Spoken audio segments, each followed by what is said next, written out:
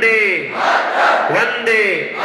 संकल्प करें, हाथ में गीता है कि हम जो गीता आज हमें उपहार स्वरूप पूज्य महाराज श्री ने दी है, हम उसको पढ़ेंगे और अपने जीवन में आत्मसात करेंगे, इसको जीवन में उतारेंगे, क्योंकि ये वो ग्रंथ है जो महाभारत के भीषण युद्ध में कृष्ण भगवान ने अपने मित्र अर्जुन को सुनाया था। जब अर्जुन हताश निराश हो गए थे, अपना आत्मविश्वास मनोबल खो दिया था, उस समय इस गीता को आत्मसात करके उन्होंने अपने परम लक्ष्य को प्राप्त किया, विजय प्राप्त की थी।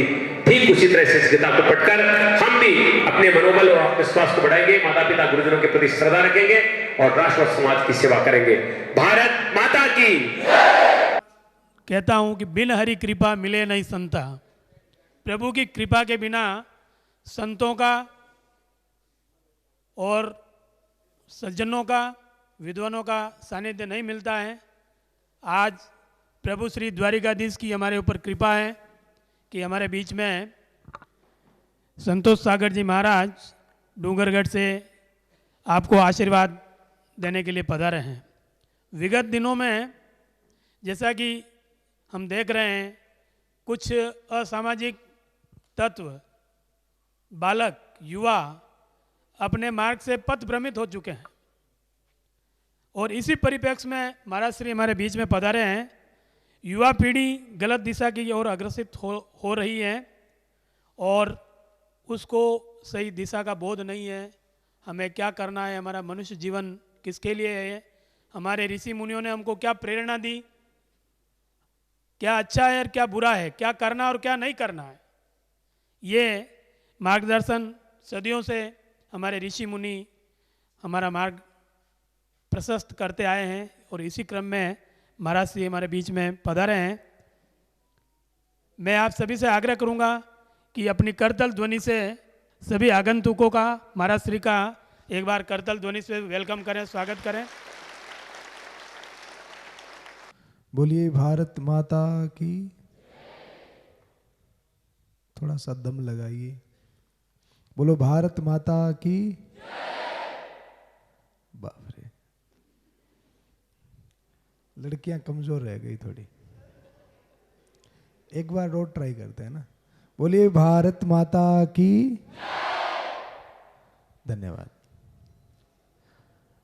आदरणीय प्रधानाचार्य जी, सभी शिक्षकगण और मेरे सामने विराजमान सभी मेरे भाई बहन, मंच पर विराजमान सभी प्रबुद्धजन, आप सभी को मेरा प्रणाम। जो आयोजन अचानक से आपके सामने प्रस्तुत हुआ है, मुझे ये लग रहा है इसकी सूचना शायद आपको पहले से नहीं थी। बाकी कार्यक्रम एक दिन शायद पहले हो गया था फाइनल। सनातन धर्म यात्रा पिछले 7 महीनों से लगातार कार्य कर रही है और मैं आप सबके फेस रीडिंग से, आप सबके चेहरे 15 मिनट से मैं देख रहा हूं। अभी तक इस यात्रा में IIT, IIM, medical college, CA, BEd, बहुत सारे बच्चों को मैंने संबोधन किया है। 2.25 लाख बच्चों से मैं अभी तक मिल चुका हूं और मेरा अनुभव इतना बढ़ गया है कि मैं आप सबके चेहरे देख करके आपके आगे की जीवन की यात्रा को लिख सकता हूं। आपकी मैच्योरिटी, आपकी गंभीरता ये बता सकती है कि आप कितनी लंबी रेस के घोड़े हैं, कितनी दूर तक दौड़ने वाले हैं। आपकी गंभीरता, आपकी मैच्योरिटी, आपके बैठने का हाव भाव, तरीका ये बता देता है कि आप कितनी लंबी छलांग लगाने वाले हैं।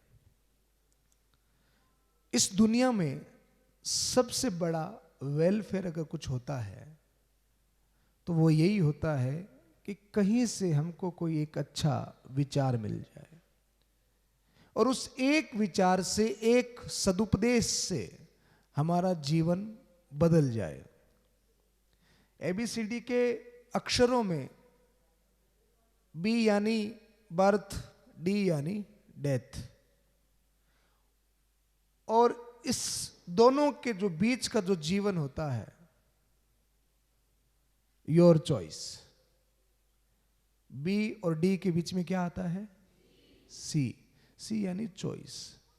आप जो हो या आगे आने वाले समय में आप जो होंगे, योर चॉइस। उसका चुनाव आपने किया है, किसी दूसरे ने नहीं किया है। स्वामी विवेकानंद और चाणक्य जैसे महापुरुषों ने कहा है, आदमी दरिद्रता में, गरीबी में जन्मे, ये उसका दोष नहीं होता है, पर उसी में अगर वो मर भी जाए तो ये उसी का ही दोष है। तो डी, बी और डी, बी यानी डी यानी, और बीच में क्या है? सी। सी यानी चॉइस। हमारी चॉइस, हम अपने आप को किस रूप में देखना चाहते हैं। भगवान ने, ईश्वर ने हम आप सभी को 3 पेज की डायरी दी है। कितने पेज की? पहले पेज पर परमात्मा खुद लिखता है, उसको हम कहते हैं जीवन या जन्म। जन्म। आखिरी पेज पर भी परमात्मा लिखता है, उसको हम कहते हैं मृत्यु। हमारा जन्म कहां होगा और हमारी मृत्यु कहां होगी, ये परमात्मा डिसाइड करते हैं, भगवान तय करता है। पर बीच का जो पन्ना है, जीवन रूपी पन्ना, उस जीवन रूपी पन्ने पर हमें क्या लिखना है? हम स्वतंत्र हैं। अभी कुछ बच्चे, कितने बजे का टाइम है आपकी प्रार्थना का? 10 बजे का है ना। कुछ बच्चे यहां पर आकर के पहले से बैठ गए और कई बच्चे बाहर गुटखा थूक रहे थे। ये गंभीरता की बात है, आप इसको गहराई से लीजिएगा। 10 बजे प्रार्थना का टाइम है, तो जिसको सफलता चाहिए वो 10 बजे यहां प्रार्थना में होना चाहिए था। और आज जो अपने इस भविष्य को लेकर, अपनी काबिलियत को लेकर के जो जागरूक नहीं है ना, प्रथम तो वो प्रार्थना में नहीं बैठे, फर्स्ट गलती। दूसरी गलती, वो बाहर बैठे हैं। तीसरी गलती, गुटखा भी खा रखा था। और उसका चेहरा भी, वो 2-4 थे, उसका चेहरा भी मैं अभी खड़ा भी कर सकता हूं उनको, पर ऐसा मैं नहीं करूंगा। एक बात आप गंभीरता से समझ लीजिएगा, जीवन जितना दिखता है उतना सरल नहीं होता है। आजकल तो बिल्कुल भी सरल नहीं है। इस जीवन में बहुत सारे चैलेंज हैं, और इन चैलेंज को एक्सेप्ट करने की ताकत हमारे अंदर में होनी चाहिए। हमारे सनातन धर्म में जीवन को 4 भागों में बांटा गया है। कितने भागों में? 100/4 कितना हो जाएगा? 25। तो हमारे जीवन का पहला पड़ाव है 25 वर्ष का, और ये 25 वर्षों का जो जीवन है, ये सबसे अनमोल होता है। और अगर ये बात आपके समझ में नहीं आती है ना, तो आप ये तय कर लेना, ये समझ लेना कि आगे का जो 75 वर्ष का जो जीवन है, वो आपका बहुत दुखद और संकटमय होने वाला है। कल गवर्नमेंट स्कूल में हजारों बेटियों को मैंने संबोधन किया, तो बेटियों के विषय पर बहुत सारी अच्छी अच्छी बातें उनको सुनने को मिली। आज दोनों समूह में बैठे हैं, एक नारी की और एक पुरुष की। इस समाज के प्रति दोनों की रिस्पॉन्सिबिलिटी और जिम्मेदारी बराबर होती है। सबसे पहली जिम्मेदारी आपकी खुद के लिए है। हम अपने आप को किस रूप में देखना चाहते हैं, किस सांचे में डालना चाहते हैं, अपनी सीमाएं हमने तय की है। एक यूनिवर्सल पावर होता है। आदमी शायद जीवन भर में 85% लोग उसको समझ ही नहीं पाते। यूनिवर्सल पावर का मतलब होता है, जैसे भगवत गीता में 2-5 चीजें ऐसी अद्भुत हैं, अगर जीवन में कोई आदमी उसको समझ लेना तो कुछ और समझने को शेष ही नहीं रह जाता। वैसे तो पूरा भगवत गीता ही जीवन का सार है। श्री कृष्ण कहते हैं आत्मा न जन्म लेती है न मरती है। इसका मतलब ये होता है कि आत्मा एक वो यूनिवर्सल पावर जिसको हम ब्रह्मांड कहते हैं, कायनात कहते हैं, ईश्वर कहते हैं, ब्रह्म कहते हैं, पावर कहते हैं, थर्ड आई कहते हैं, उससे हमारा कांटेक्ट होता है, उससे हमारा जुड़ाव होता है। पर वो जुड़ाव जागृत अवस्था में ही होता है। जब हम अपने दिमाग का विकास करते हैं, हम अपने सोच का दायरा बढ़ाते हैं। एक बार मैं पूना, महाराष्ट्र पूना में गया, तो जिस होटल में हम रुके थे उसी होटल के बाहर एक गार्डन में एक हाथी को एक पतली सी रस्सी से बांध रखा था, एकदम पतले सी, ज्यादा कोई ऐसे जोर से खींचो तो शायद वो टूट जाए, और इतना बलिष्ठ और ताकतवर पावरफुल हाथी एक पतली सी रस्सी से बांधा हुआ। तो मुझे बड़ा आश्चर्य हुआ, यार ये हाथी इस रस्सी से बंधा पड़ा है, अगर ये जोर से छींक भी ले तो रस्सी टूट जाए, पर ये हाथी इसको तोड़ नहीं रहा है, ये बंधा हुआ खड़ा है, ये चाहे तो जंगल में जाए, घूमे फिरे, आनंद ले, फिर इसे बंधा पड़ा है। तो उसका जो महावत था उससे मैंने पूछा कि यार ये कैसे संभव है। बोले महाराज ये हाथी जब 6 महीने का था, जन्मा 4-6 महीने तक इसको हमने जंजीरों से जकड़ के रखा, और ऐसी ऐसी जंजीरों से जकड़ के रखा कि ये अपना पांव हिला भी नहीं पाए। 6 महीने तक उस जंजीरों से इसको जकड़ करके रखा, तो इसकी मानसिकता ऐसी हो गई कि मैं तोड़ ही नहीं पाऊंगा। पिंजरे में रहने वाला शेर भी कुत्ते का जैसा व्यवहार करने लगता है। सर्कस का शेर होता है ना, वो कुत्ते से भी डरता है। ये मानसिकता है, दिमाग जिसके अंदर में बड़े बड़े साइंटिस्ट हम जो देखते हैं वो भी अपने 5-6 सेल्स जागृत कर पाए, उससे ज्यादा वो भी अपने सेल्स को जागृत नहीं कर पाए। इस दिमाग की पावर इतनी है कि वो उस दिव्य शक्ति से हमको जोड़ देती है। पर वो हाथी, उसका दिमाग में ये भर दिया गया कि तू इसको नहीं तोड़ सकता। शायद हम जिस माहौल में पले बड़े हैं या जिन लोगों के बीच में हम रहते हैं, जैसी हमारी संगत है, रात दिन जिन लोगों के बीच में रहते हैं, जिनसे बात करते हैं, जिनके बारे में सोचते हैं, तो कहीं ना कहीं हमारा माइंड भी एक सेट हो गया कि बस मुझे यही प्राप्त होगा और मैं यहीं तक जा सकता हूं। इस दिमाग को विकसित करना है, अपना एक लक्ष्य, अपना एक गोल निर्धारित करना है। अभी हमारे वर्तमान समय में भारत की राष्ट्रपति कौन है? द्रौपदी मुर्मू। कहां से आती है पता बेटा आपको?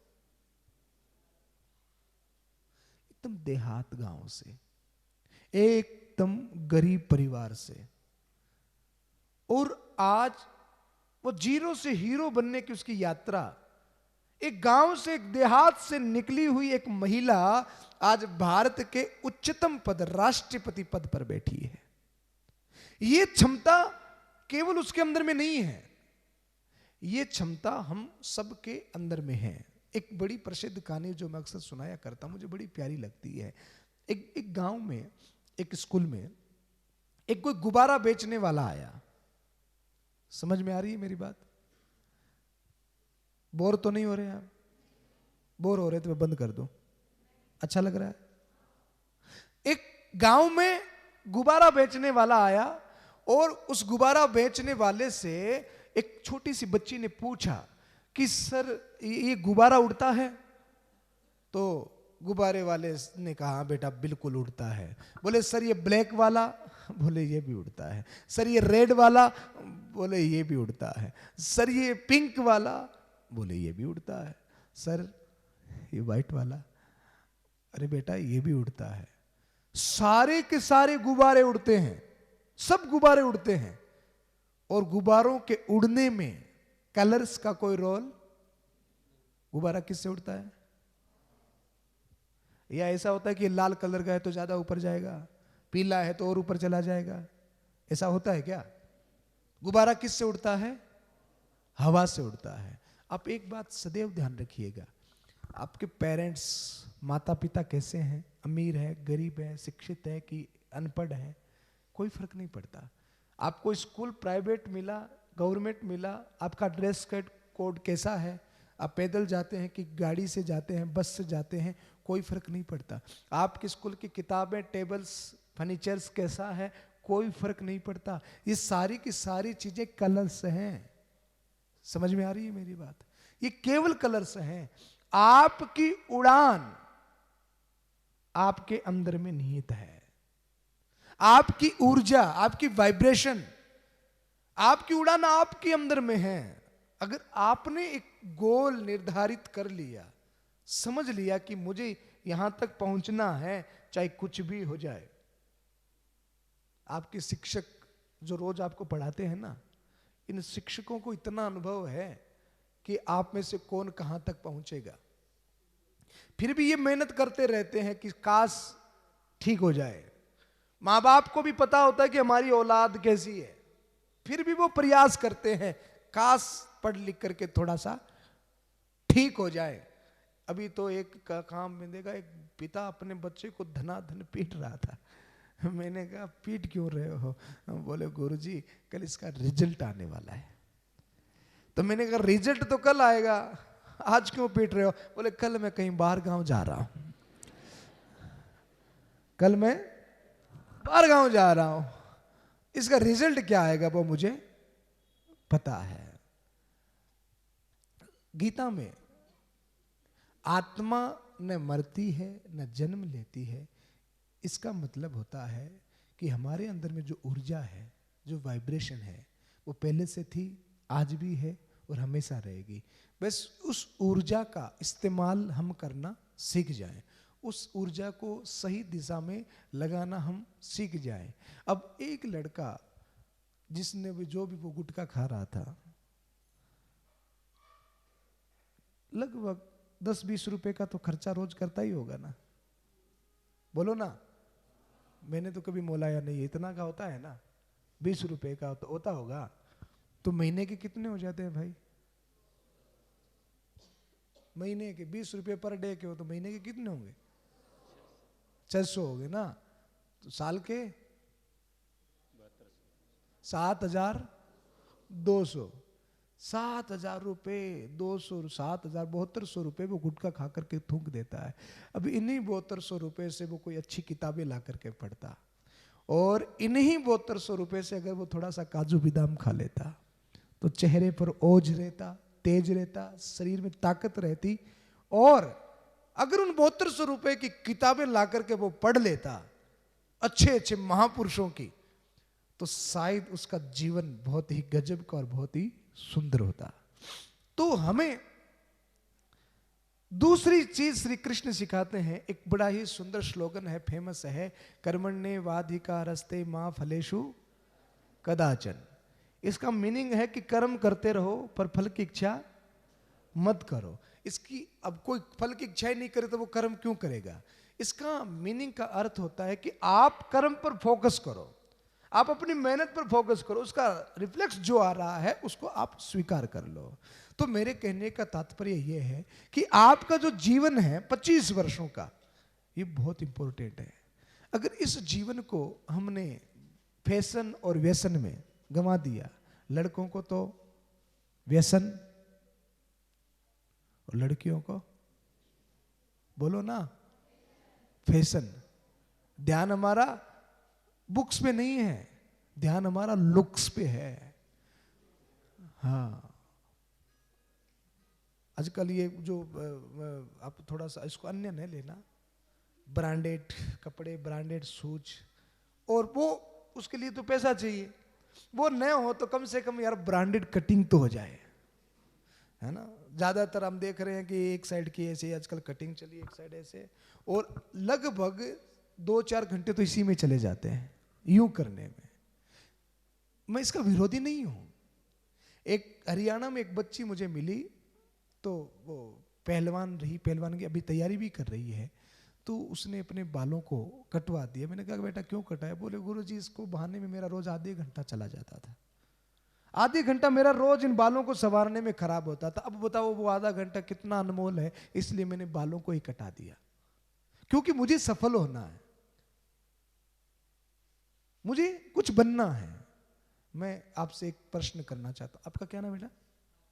हर्ष, खड़े हो जाओ, प्रश्न कर लूं एक आपसे।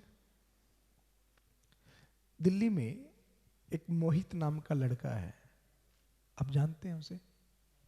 क्यों नहीं जानते? अच्छा, दिल्ली दूर है तो यहीं अपन कथा कहां चल रही है? राजसमंद में एक आकाश नाम का लड़का है, वो तो नजदीक है ना। मोहित को क्यों नहीं जानते? आप जान पहचान नहीं है, आप उससे कभी मिले नहीं हो, यही तो रीजन है ना। दूर है वो रीजन नहीं है बेटा। दूर वालों को तो हम जानते हैं, आपका ननियाल भी दूर होगा, आप जानते हैं ना वहां कौन कौन है। दूर वाला रीजन नहीं है, रीजन ये है कि आप उनसे कभी मिले नहीं है। अच्छा, भगत सिंह को जानते हैं? राहुल गांधी को जानते हैं? नरेंद्र मोदी को जानते हैं? मिले हैं कभी? मिले नहीं है, फिर भी उनको जानते हैं। मोहित को नहीं जानते क्योंकि उनसे कभी मिले नहीं है। ध्यान दीजिएगा, भगत सिंह को जानते हैं, विवेकानंद को जानते हैं, सुभाष चंद्र बोस को जानते हैं, उनसे भी कभी मिले नहीं है। मोहित को इसलिए नहीं जानते कि उनसे भी कभी मिले नहीं है। धन्यवाद, बैठ जाओ हर्षित, बहुत सुंदर जवाब। हम भगत सिंह को, विवेकानंद को, इनको क्यों जानते हैं? फेमस है, कुछ किया होगा ना उन्होंने। और जानना भी पॉजिटिव और नेगेटिव तरीके से भी होता है। आज विवेकानंद को जो भी जानेगा वो श्रद्धा से जानेगा, नमन से जानेगा, एक आदर्श के रूप में जानेगा। जानते तो सब लादेन को भी हैं, वो जानना नहीं है। आज विवेकानंद को पूरी दुनिया पढ़ती है और सम्मान के साथ में उनको स्वीकार करती है। आप अपने जीवन के प्रति कम से कम किसी और से आपका प्रेम हो, ये बात की बात होती है। सबसे पहला आपका प्रेम अपने आप से होना चाहिए। मैं अक्सर एक बात कहा करता हूं, दुनिया में 85% लोग शरीर के नीचे के हिस्से से काम करते हैं और मात्र 15% लोग जो इस ब्रेन का यूज कर पाते हैं, और वो 15% लोग जिनको दुनिया जानती है। आप गवर्नमेंट स्कूल में पढ़ रहे हो, आप में से ही कई बच्चे बहुत ऊंचे पद पर चले जाएंगे और कई बच्चे जीवन भर मेहनत मजदूरी करके अपना पेट भरेंगे। समझ में आ रही है? इस भारत में एक व्यक्ति नौजवान ऐसा है जो 15-20 हजार की नौकरी के लिए मारा मारा फिरता है कि 15,000-20,000 रुपए। क्योंकि अभी शायद आपको ये समझ में नहीं आ रही, पर आपके पापा से जाकर के पूछिए कि वो अपना घर परिवार कैसे चलाते हैं। उन 15-20 हजार रुपए के लिए कितनी मेहनत, कितना प्रयास और कितना परिश्रम करते हैं, और इतनी मेहनत की वो कमाई आधी से ज्यादा आपके ऊपर खर्च कर देते हैं, और इस उम्मीद के साथ कि एक दिन हमारा बेटा इतना लायक हो जाएगा कि हम सुख से अपना जीवन जिएंगे। मां बाप की, पेरेंट्स की उम्मीद है कि नहीं है? 15% लोग सफल होते हैं, 85% लोग मजदूरी करते हैं। मजदूरी का मतलब 20-30 हजार रुपए जो जीवन चलाने के लिए होता है वो करते हैं, और उसके लिए भी उनके जीवन में बड़ा संघर्ष होता है। पर इसी भारत में कुछ लोग ऐसे भी हैं जिनके लिए विदेशी कंपनियां, यूरोप कंट्रीज उनके पीछे पीछे घूमती है कि भैया तुमको 100 करोड़, 500 करोड़, 1000 करोड़ जितना चाहिए उतना ले लो, तुम हमारी कंपनी में आ जाओ। क्या होता है ऐसा? ऐसा होता है क्या? एक को 15,000 नहीं मिल रहे और एक को लोग करोड़ों देने के लिए तैयार हैं। क्यों?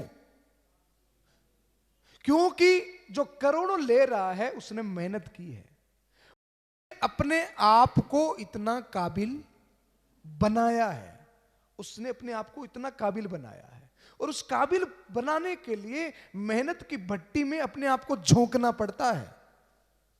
यूं प्रार्थना के टाइम पर बाहर गली में बैठ करके गुटखा खाने से आगे का जीवन बड़ा दुखी होने वाला है, नाश हो जाएगा। इसलिए अपने जीवन की गंभीरता को समझिए, फैशन और व्यसन से बाहर निकलिए। अब एक बात का ईमानदारी से जवाब दीजिएगा, स्कूल में कितने घंटे पढ़ते हो आप? 6 घंटे पढ़ते हो। दिन में कितने घंटे होते हैं? 24 घंटे होते हैं। अब एक बात ईमानदारी से बताइएगा, घर जाकर के 4 घंटे की पढ़ाई कौन करता है? जो घर जाकर के 4 घंटे पढ़ता हो। पहले तो आप अपने लिए ताली बजाइए।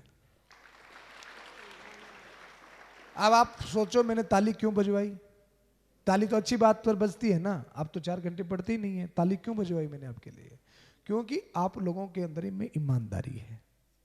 एक ने भी झूठा हाथ खड़ा नहीं किया, ये बहुत बड़ी बात है। अब ये बताओ 3 घंटे कौन पढ़ता है? 1 2 3 4 5 हाथ ऊपर हुए हैं, 3 बेटियों ने हाथ ऊपर किए। 3 घंटे पढ़ते हो आप? चलो 2 घंटे कौन पढ़ता है? ठीक है, हाथ नीचे कर लो। अब सुनो मेरी बात, कम से कम 4 घंटे की मेहनत, अगर वास्तविकता में आप सफलता चाहते हैं तो 4 घंटे की मेहनत आपको घर पे करनी चाहिए। जो स्कूल में पढ़ाया जाता है, लिखाया जाता है, इसके अलावा बहुत सारी चीजें होती है हमें सीखने के लिए। और ये जो समय है, मैं हमेशा भगवान कृष्ण का उदाहरण दिया करता हूं। कृष्ण भगवान के जीवन में कहा जाता है कि 64 दिनों में सारी विद्याओं को श्री कृष्ण ने ग्रहण कर लिया। कितने दिनों में? 64 दिन। उनका आईक्यू पावर इतना गजब का था, क्योंकि वो उनको योगेश्वर कृष्ण कहा जाता है। वो रोज प्राणायाम करते थे, वो रोज व्यायाम करते थे, रोज सुबह उठ करके वो ध्यान करते थे। तो उनकी मेमोरी पावर इतनी पावरफुल थी कि जिस भी चीज को वो एक बार देख लेते, समझ लेते, उसको अपने जीवन में उतार लेते हैं। अल्प समय में अत्यधिक ज्ञान लेना, ये 25 वर्ष का समय सिर्फ आपको ज्ञान प्राप्त करने का है। जितना सीख सकते हो, जिस प्रकार की चीजें सीख सकते हो, आप दौड़ना, खेलना, आर्ट, संगीत, म्यूजिक, आप कुश्ती, कराटा, कितनी कितनी कलाएं इस भारत में हैं, कितनी कितनी योग हैं, कितनी कितनी चीजें हैं, कितनी कितनी प्रतिभाएं हैं, कितना कितना टैलेंट है। और जितनी चीजें आप सीखते जाओगे, आपको हिंदी भी आए तो आपकी वैल्यू है। अरे आपको संस्कृत भी आती है, आपकी और वैल्यू डेवलप होगी। अरे मुझे इंग्लिश भी आती है, आपकी वैल्यू और बढ़ गई। अरे मुझे कंप्यूटर भी आता है, मुझे मैथ्स भी आती है, मुझे साइंस का भी नॉलेज है। अगर हर चीज आप सीखते जा रहे हो, आप प्रतिदिन पढ़ाई करिए, होमवर्क करिए, उसके बाद में रोज 2 घंटे अलग चीज को दीजिए। आप नियम बना लीजिए, मुझे रोज 1 घंटे इंग्लिश पढ़नी है, चाहे कुछ भी हो जाए।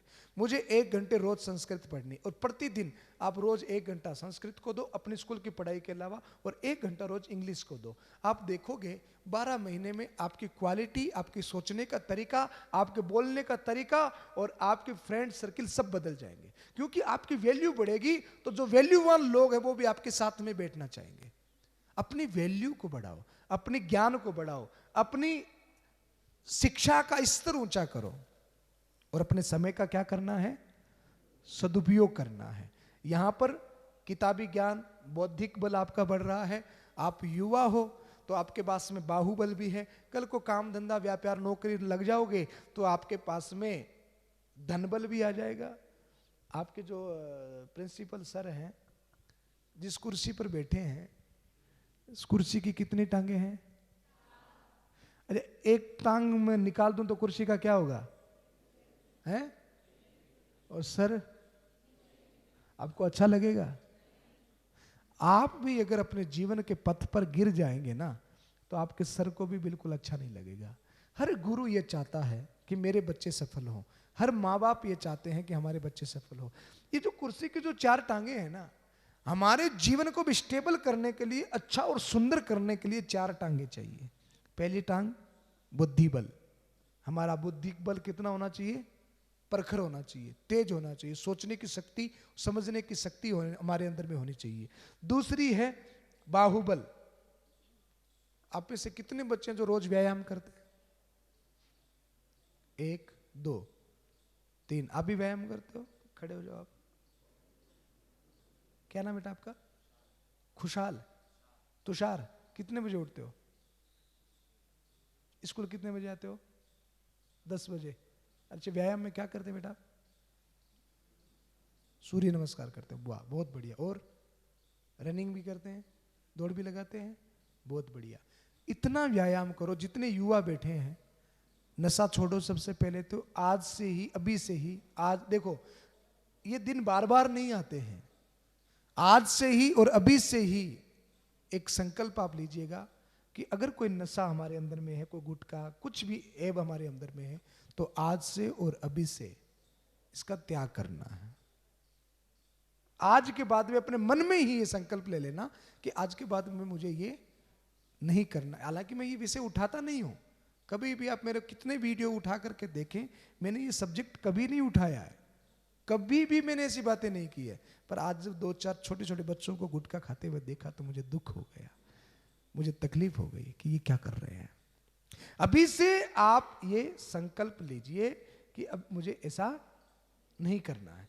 इतना व्यायाम कीजिए, इतनी दौड़ भाग करिए कि सुबह इस सर्दी के टाइम में आपकी टी शर्ट पसीने से भीग जाए। इतना व्यायाम करिए, इतना अपने शरीर को मजबूत बनाइए। तो सबसे पहले पढ़ लिख करके बुद्धि बल व्यायाम करके आपको भी करना है। ये नहीं कि लड़के करें, पापा की परी नहीं बनना है। हाँ, आपको भी झांसी की रानी बनना है, आपको भी व्यायाम करना है, आपको भी कसरत करना है। हमारे सरोज जी क्या सिखाती है? सरोज जी आप सेल्फ डिफेंस सिखाती है ये, कि अपने आत्मनिर्भर करके अपने आप की रक्षा कैसे कर सकती है। तो पहली चीज क्या हो गई? बुद्धि बल। दूसरी क्या हो गई? बाहुबल। और तीसरी, जब आप व्यवसाय करेंगे तो आपके पास में क्या आ जाएगा? धन बल। पर ये तीनों चीजें कब ठीक रहती है? इसके लिए एक चीज और चाहिए, तब तीनों चीज ठीक रहती है। भाई एक टांग तोड़ दी तो तीनों टांगे बेकार हैं, है कि नहीं? तो एक लास्ट एंड फाइनल क्वेश्चन, फिर बात को समाप्त करेंगे। फटाफट जवाब देना, फास्टली। और जो फास्ट जवाब देगा, आज हमारे गट्टानी जी आए हैं, तो इनसे मैं आपको एक बढ़िया सा इनाम भी दिलाऊंगा। फास्ट जवाब देंगे और राइट आंसर देंगे, पक्का? पूछूं?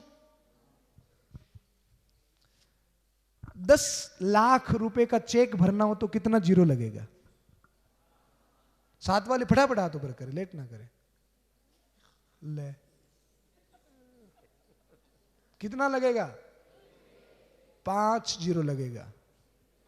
5 वाले हाथ ऊपर करे, शाबाश। अच्छा, आप फिर सोच लो कितना लगेगा।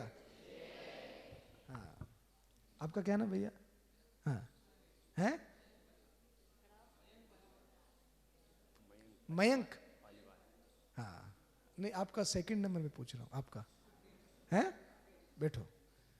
थोड़ा सा लेट दिया पर राकेश ने एक बार में करेक्ट आंसर दिया। तो कितना जीरो लगेगा? अब कंफर्म है? 7 वालों ने 10 लाख का नुकसान करवाया मेरा, चेक गलत भरवा कर गए। तो कितना जीरो लगेगा? अच्छा, एक जीरो हटा दूं तो चेक की वैल्यू रहेगी 1 लाख की रहेगी। अच्छा, एक और हटाऊं तो?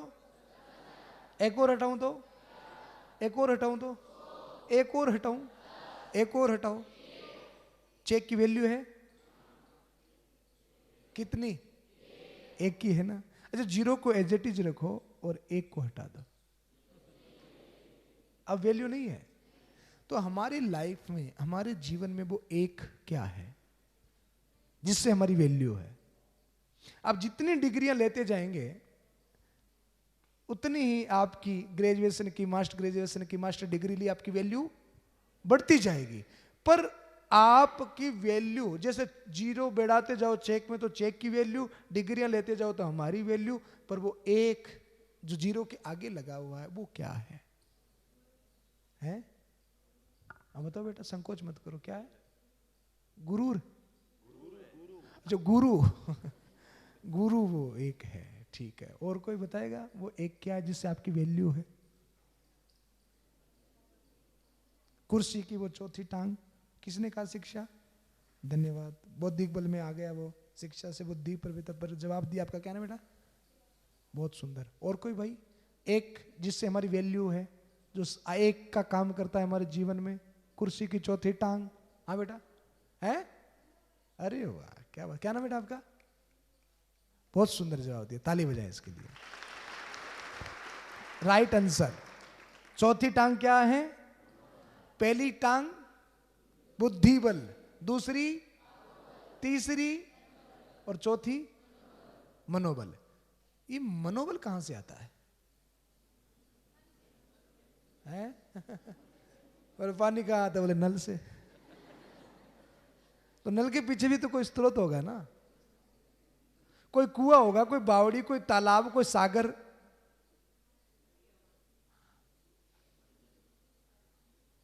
मनोबल कहां से आता है?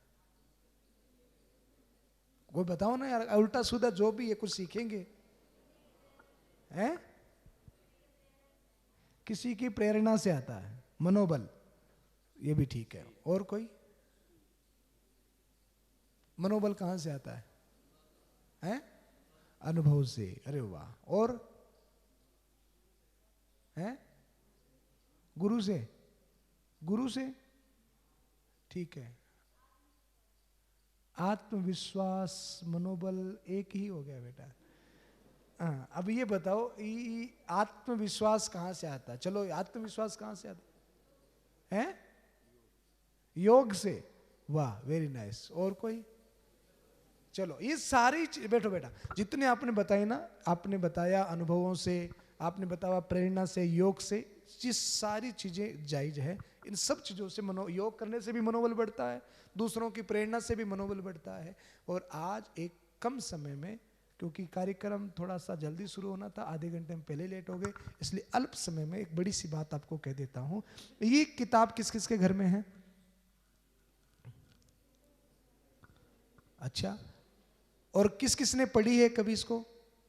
आपने पढ़ा बेटा? श्लोक आते हैं? आपने पढ़ा? श्लोक आते हैं?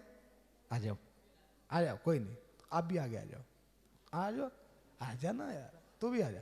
और किसको आते बेटियों में? गीता, गीता पढ़ी है किसी ने? आ जा बेटा, तू भी आ जा, आ जा, आ जा। और कौन? अच्छा, साइलेंट हो जाओ। हाँ, आपका क्या ना बेटा? श्लोक आता है गीता का? हिंदी अर्थ बताओ गीता में जो भी आपने पढ़ा सब। माइक ले लो, एकदम हिम्मत से, डरने का नहीं, सामने मुंह करो, घबराने का नहीं। बस वो उद्धव वाली बात पड़ी थी, उद्धव वाली बता दो। माइक पास में, याद नहीं है। घबरा गई, कोई बात नहीं। आपका क्या नाम है? रक्षिता। इसी को बेटा मनोबल कहते हैं। मुझे पता है कि आपको पता है, पर आप बोल नहीं पा रहे हैं। इस मनोबल को बढ़ाना है। कोई नहीं, हो गया, बैठो बेटा, धन्यवाद। आ जाओ आप। क्या बताना सर? गीता का श्लोक और उसका मीनिंग जो भी। माँ शारदे के चरणों में सच्चत वंदन। आदरणीय महाराज जी, शिक्षकगण, समस्त भाइयों तथा बहनों, मैंने गीता लगभग आज से 4 या 5 साल पहले संपूर्ण पढ़ी थी, लेकिन अभी हाल ही में लगभग 1 महीने पहले पढ़ी है, जिसका मुझे कुछ अर्थ पता है, वो मैं बताता हूँ। जैसे कि गीता स्टार्ट होती है, जिसका पहला अक्षर है ध और आखिरी अक्षर है आधा र और म, जिसका मतलब होता है धर्म। और गीता का पहला अध्याय जो अनुष्टुप छंद में लिखा है, जिसको मैं पहला श्लोक पढ़ के बताता हूँ। धर्म क्षेत्रै कुरुक्षेत्रै समवेतायुयुत्सवः मामका पांडवाश्चैव किम कुर्वर्त संजय। इसका अर्थ है कि धृतराष्ट्र जो है वो अपने सारथी संजय, धृतराष्ट्र मेरे ख्याल से आप सभी जानते हो, वो संजय से पूछता है कि हे संजय, कि उस कुरुक्षेत्र में धर्म का पालन करने वाले पांडु के पुत्र और युद्ध की इच्छा चाहने वाले मेरे पुत्र के बीच में क्या वार्ता हो रही है।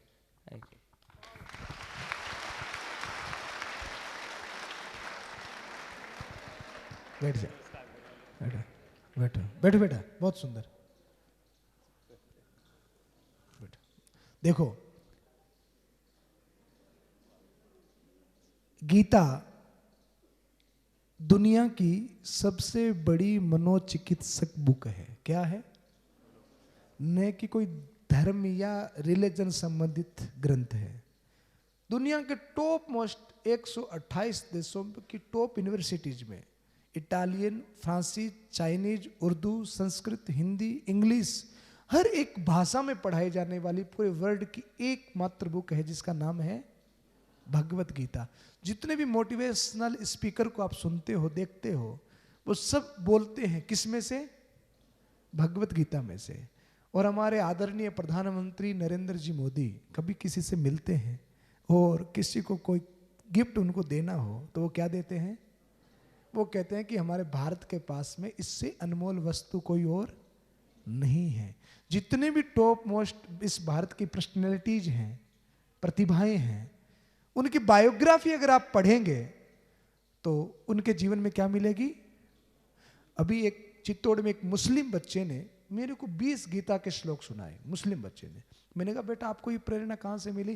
बोले सर मैंने अब्दुल कलाम साहब की मिसाइल मैन उनकी बायोग्राफी पढ़ी थी, तो उन्होंने अपनी सफलता का पूरा श्रेय किसको दिया है? भगवत गीता को दिया है। तो ये गीता उन लोगों के लिए है जो 15% की सूची में सम्मिलित होना चाहते हैं, जो अपने आप को किसी दिव्य मुकाम पर देखना चाहते हैं, जो कीड़े मकोड़ों की जिंदगी नहीं जीना चाहते, जो अपनी जिंदगी में आए हैं तो इस दुनिया को कुछ दे करके जाना चाहते हैं। ये किताब केवल उन लोगों के लिए है।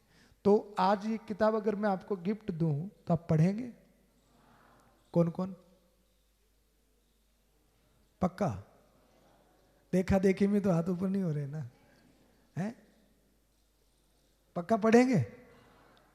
अच्छा ये तो नहीं होगा कि घर ले जाकर के दादी से को लो दादी क्या लाया हूं, ऐसा तो नहीं होगा ना? अच्छा इसको कहां रखेंगे? हैं? आप अपने स्कूल की किताबें मंदिर में रखते हैं क्या?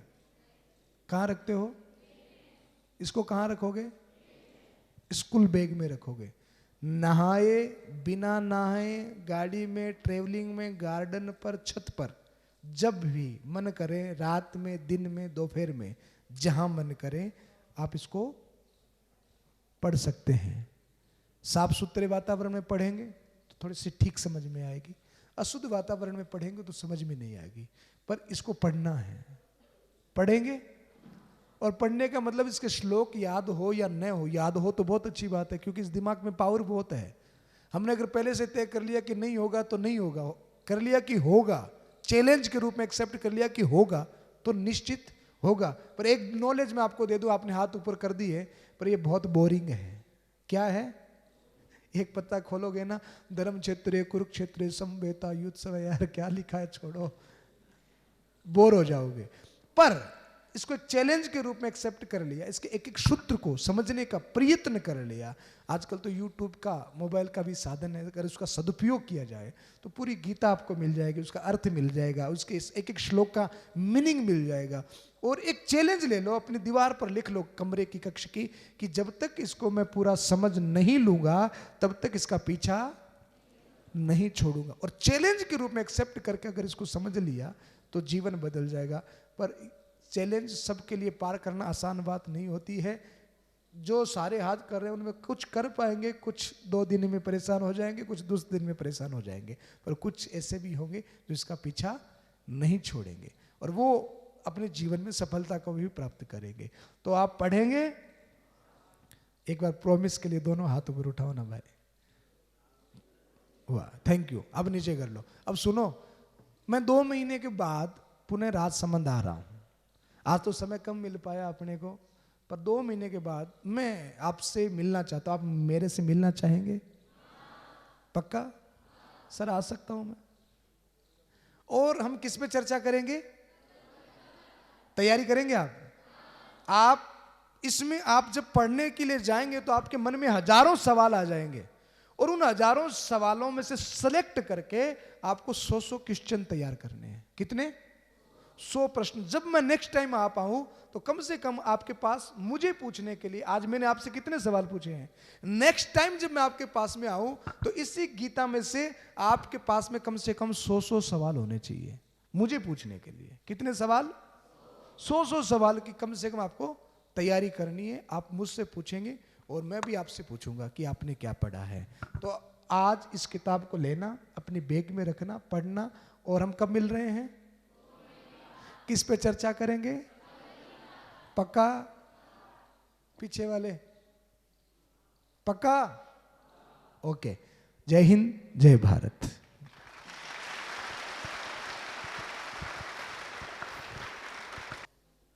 भाई श्री के चरणों में शत नमन।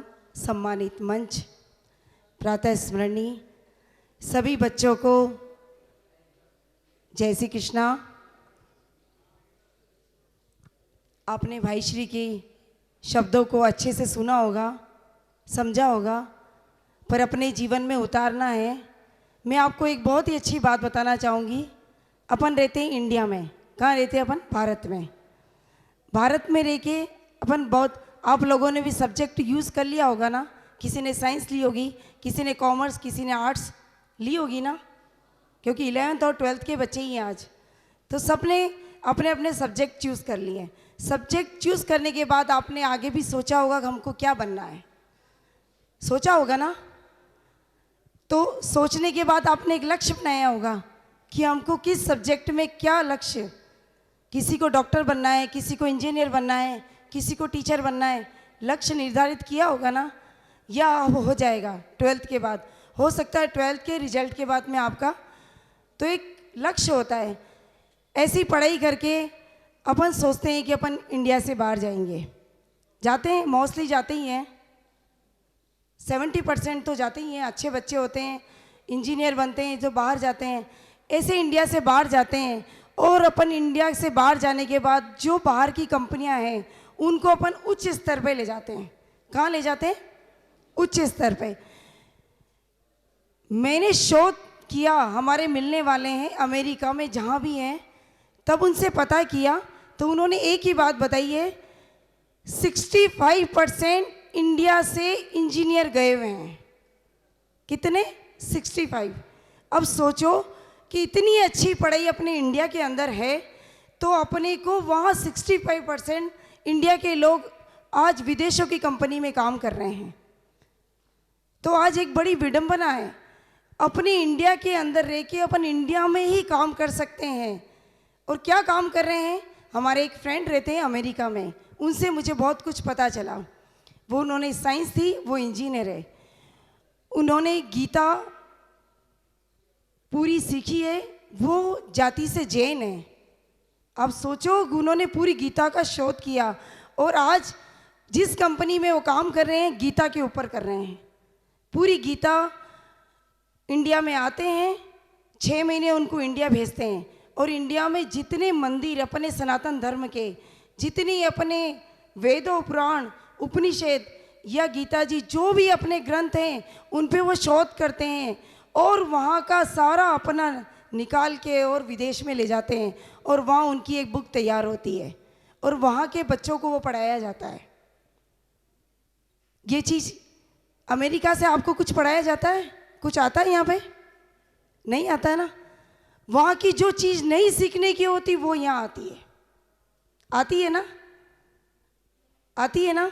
वहाँ के जो कपड़े अच्छे नहीं पहनने के वो सबसे पहले इंडिया में आते हैं कि ये तो फैशन है। क्या है? होता है ना, देखते हो ना आप बच्चे। अपनी यहाँ की चीज़ वहाँ जा रही है और वहाँ वो लोग इतने मंत्रोच्चार से, इतने अच्छे से शिखा रखते हैं, सिर पे टीका लगाते हैं। यहाँ मुझे 2 बच्चे दिखे हैं जिन्होंने श्री बनाया हुआ है, एक आप है, एक पीछे हैं। तो अब सोचो कि वहाँ अमेरिका के अंदर, विदेश के अंदर सब शिखा रखने लग गए, जनेऊ पहनने लग गए और सिर पे टीका लगाने लग गए। तो अपनी इंडिया में ही, अपनी इंडिया की संस्कृति वो अपनाने लगे। बहुत बड़ी विडंबना है। अगर इस चीज़ के अंदर जाते तो बड़ा दुख होता है, बड़ी तकलीफ होती है कि आज अपने इंडिया के अंदर सनातन धर्म कहाँ जा रहा है। बड़ी तकलीफ होती है। आप लोगों ने भी देखा होगा ना इस चीज़ को। तो आप सोचो कि वहाँ इतना ज़्यादा हर चीज़ में, आपने कभी वृंदावन कोई गया हो, इस्कॉन टेम्पल देखा हो? किसी ने देखा है? वृंदावन के अंदर इस्कॉन टेम्पल जो अंग्रेजों का मंदिर है, वहाँ पे अंग्रेजी 70% लेडीज़ और जेंट्स वहाँ पे भगवान का कीर्तन करते हैं और भगवान को अपने सिर पे लेके जो झूमते हैं और जो नाचते हैं वो। तो सोचो कि उन्होंने अपनी पद्धति को कैसे अपनाया है और अपन अपनी पद्धति को भूलते जा रहे हैं। चरण स्पर्श करना, बड़ों का आदर करना, ये सब अपन भूलते जा रहे हैं। तो ये विडंबना है अपने लिए बहुत बड़ी। और आज भाई श्री ने जो आपको गीता जी के लिए बताई, ये सब कुछ गीता में है। आपको कहीं नहीं जाना पड़ेगा। सब कुछ, सारे संस्कार इस गीता के अंदर है। अगर आप इस गीता के अंदर उतरोगे तो आपको एक एक चीज़ का अर्थ, एक एक चीज़ के क्वेश्चन आपको मिलते जाएंगे। तो आप इस चीज़ का, मैं एक ही बात अपने शब्दों को विराम देने से कहूँगी कि भाई श्री ने जो आपको गीता जी का जो संकल्प लिया है, उस संकल्प में आप सभी युवाओं को जोड़ा है कि युवा पीढ़ी ही जुड़ेगी तो आप आगे एक भविष्य हो। तो आप सभी इस चीज़ का सदैव ध्यान रखेंगे और इस गीता जी का 2 महीने बाद हो सकता है कि मैं भी आके आपका सेशन ले सकूं। तो 2 महीने बाद हम वापस मिलेंगे। गीता पे किसने कितना शोध किया, कितने श्लोक याद करे, कितने का अर्थ किया, कितने क्वेश्चन तैयार किए, वो 2 महीने बाद आपसे रूबरू होंगे। हो सकता भाई श्री भी पधारें, वो हमारे लिए बहुत अच्छी बात होगी। जोरदार तालियों के साथ, जोरदार एक बार, भारत माता की वंदे वंदे माता की, भारत माता की, भारत माता की, वंदे वंदे वंदे। संकल्प करें, हाथ में गीता है कि हम जो गीता आज हमें उपहार स्वरूप पूज्य महाराज श्री ने दी है, हम उसको पढ़ेंगे और अपने जीवन में आत्मसात करेंगे, इसको जीवन में उतारेंगे। क्योंकि ये वो ग्रंथ है जो महाभारत के भीषण युद्ध में कृष्ण भगवान ने अपने मित्र अर्जुन को सुनाया था। जब अर्जुन हताश निराश हो गए थे, अपना आत्मविश्वास मनोबल खो दिया था, उस समय इस गीता को आत्मसात करके उन्होंने अपने परम लक्ष्य को प्राप्त किया, विजय प्राप्त की थी। ठीक उसी तरह से इस गीता को पढ़कर हम भी अपने मनोबल और आत्मविश्वास को बढ़ाएंगे, माता पिता गुरुजनों के प्रति श्रद्धा रखेंगे और राष्ट्र और समाज की सेवा करेंगे। भारत माता की बहुत बहुत धन्यवाद।